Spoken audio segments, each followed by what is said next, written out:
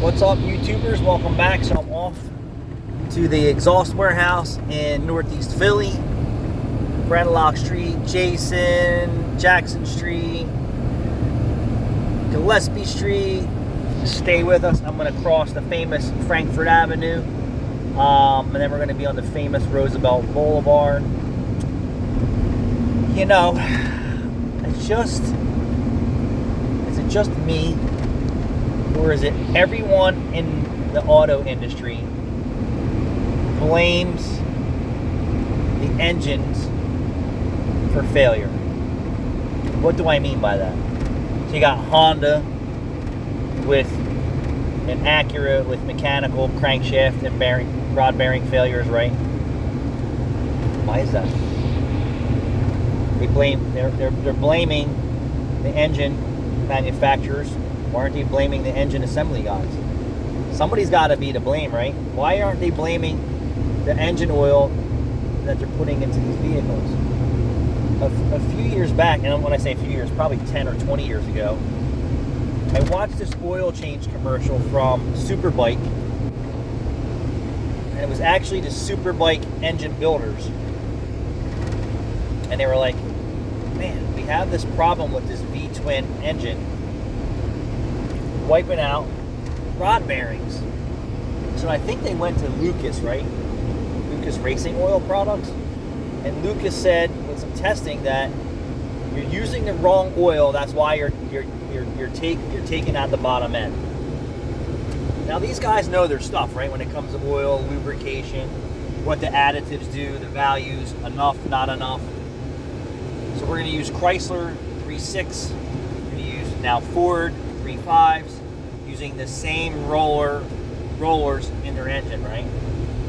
Now you have a small part that's under a lot of friction, right? So a rolling wheel needs to be lubricated and well lubricated to keep the heat off of it from it failing. And what do you have going on? You have the roller wearing out, and then the roller is starting to get loose, and then if the customer continues to drive it, once the roller gets loose enough, it'll start to tick from the engine. It could be one tick, it could be 6 ticks, it could be all ticks. And then the customer just keeps driving it on an overextended oil changes, and internal failure is going on. Those little metal shavings are going throughout the engine.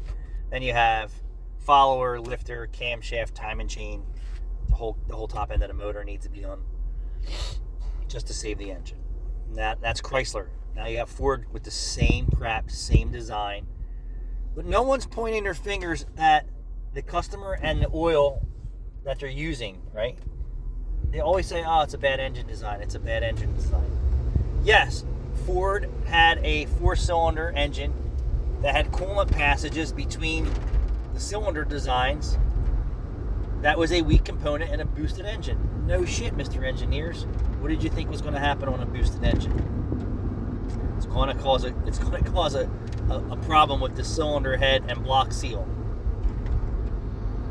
Then what did Honda do? Honda must have hired the engineer that Ford fired at Honda, and then Honda started making the same bad block design that has cylinder sealing problems on boosted engines because they have the same relief cut between the cylinders. So we're going to say engineering would be the issue there.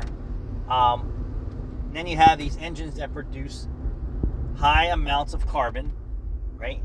Is there an oil with an add pack out there that reduces the carbon that is a byproduct of combustion and blow-by? I want to say that I gotta believe that yes, the oil has a lot to do with it. So does the fuel.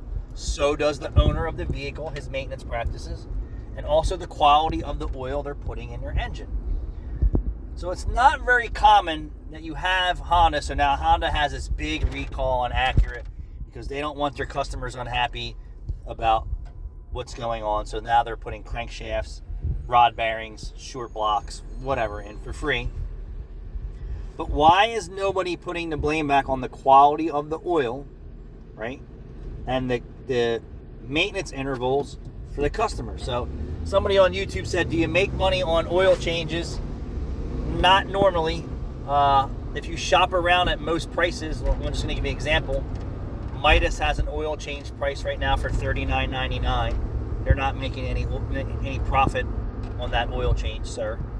Some dealerships have oil changes for $40 or $50. Mind you, their technicians make from anywhere from $17 to $40 an hour. Is there any profit in that oil change? No. Unless you're charging quick lube prices. So most quick lubes for a full synthetic oil change set you back $120, and you're probably not getting the best high quality AdPack oil for your car. They have bulk oil, and I assure you they're pumping that in cars that require different AdPacks. This is what I'm saying. When you go places to get your oil changed, are you getting, and I'm sorry about the shakes, are you getting the right oil for your car, including going to the dealership? I'm going to say no. When you have dealership engines failing from the assembly plant to installation to delivery to the dealership and starting up and failing within a few miles, and then we're going to say Honda, their bottom ends are wearing out in 50 or 60,000 miles. An engine that's machined completely wrong will not last that long. That's a fact. If the tolerances are too tight, it will catastrophically fail, and if they are too loose, they will catastrophically fail. They will not last 50 or 60,000 miles, just so you know. That tells me that the quality of the oil they've been putting in, along with the lack of quality in the crankshafts and rod bearings, is all factors. But with a higher quality oil, with a better AdPack additives they put in there to protect the engine and clean the engine, would Honda and Acura still have the same problem? Would Chrysler have the same problem? Would Ford have the same problem? I'm going to have to say I doubt it. I doubt it. And you hear that Ford has a problem, or this is a bad engine design. I'm going to say probably not. You're really not pointing the fingers back at the manufacturer for saying, hey, this oil isn't sufficient enough for this twin turbo boosted vehicle, right? With very small valve train and rollers. Or this high powered V6 engine from Chrysler that customers overextend their oil changes 10,000 miles, right? 10,000 miles is not a good way to maintenance your engine. And with all the engine failure, I'm just going to have to check the box and say that 10,000 mile oil changes, right? In 30,000 miles or 40,000 miles, you've only done 4 oil changes. That's the reason why you have internal sludge, you have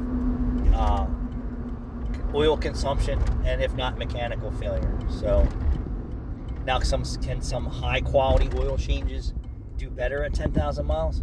Yeah, most people aren't spending $20 or $30 a quart of oil when they should be.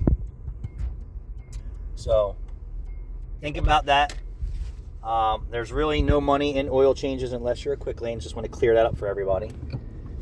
They use the oil change to get the customer in the car, and then when you tell the customer don't come back for 10,000 miles, for some people that's once a year on the average. Once a year to get your car checked out and maintained the high-powered vehicle that it is, which is a bad maintenance practice. And why do they do that? Well, the dealership's going to get their money one way or another. Either they're going to get it from the manufacturer for warranted items, or they're going to get it from you after it's out of warranty and just say, well, it's out of warranty, you need a new engine. Or they're going to just get you to buy a new car. So telling you that their car doesn't need sooner maintenance is a win for them all the way around and a lose for you all the way around. Although you feel like you're winning in the beginning, you're like, oh, I don't have to change my oil for at least 10,000 miles. It's saving me money. It's not saving you money in the long run. It's costing you more money in the long run. Thanks for watching.